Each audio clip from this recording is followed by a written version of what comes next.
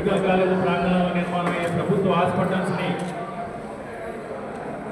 Private వ్యక్తులకి దారదత్తం చేస్తూ తీసుకున్న నిర్ణయాన్ని వ్యతిరేకిస్తూ గత 40 రోజులుగా రాష్ట్ర వ్యాప్తంగా ప్రజలు పెద్ద ఎత్తున నిరసన తెలుపుతున్న శాంతియుతంగా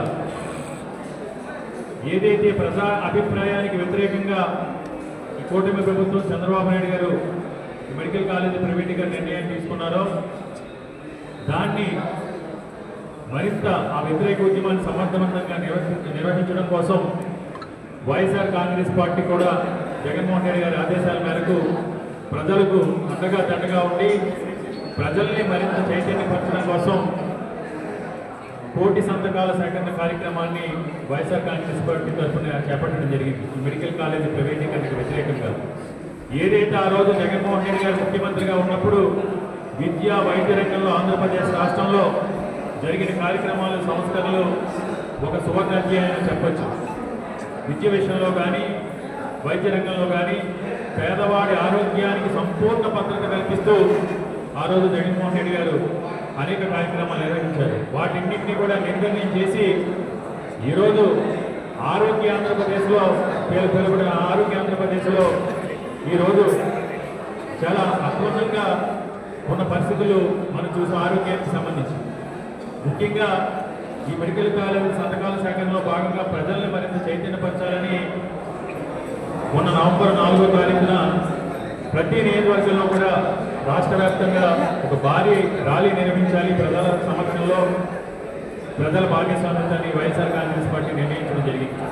కానీ మొన్న మోందా తుఫాను కారణంగా మనందరం కూడా వైఎస్ఆర్ కాంగ్రెస్ పార్టీ శ్రేణులు కూడా తుఫాను సమయంలో మనం తోచిన మేరకు శక్తి వంచన లేకుండా ప్రజల సహాయ సహకారాలు అందించాం.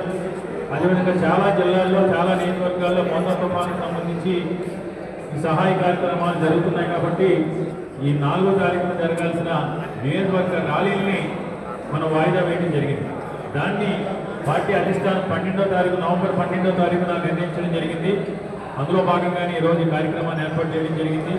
రేపు 12వ తారీఖున ప్రతి నియోజకవర్గంలోనే జరిగే ఈ ర్యాలీలో చంద్రబాబు నాయుడికి చెంప చెల్లు అనిపించేలా ప్రజా తీర్పు ప్రజలందరూ కూడా చెంపపెట్టులో ఉండేలా ఆ రోజు పెద్ద ఎత్తున ర్యాలీని విజయవంతం చేయాలని ప్రతి ఒక్కరిని కూడా ఇక్కడికి వచ్చి ప్రతి ఒక్కరిని కూడా విజ్ఞప్తి చేస్తూ ముఖ్యంగా ఒకవైపు మేము మెడికల్ కాలేజీ ప్రైవేటీకరణ విషయంలో ఏ విధంగా అబద్ధాలు అసత్యాలు ప్రచారం చేస్తున్నారో మనందరికీ కూడా తెలుసు.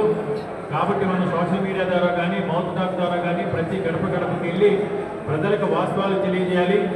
నిన్నటికి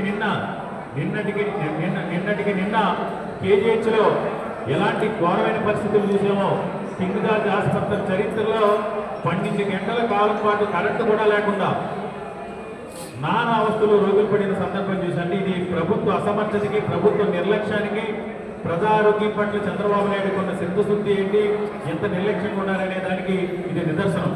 అదే కానీ మెడికల్ కాలేజీలన్నీ కూడా నిర్మాణమై 17 జిల్లాల్లో ప్రతి జిల్లాలో ఒక మెడికల్ కాలేజీ మల్టీ సూపర్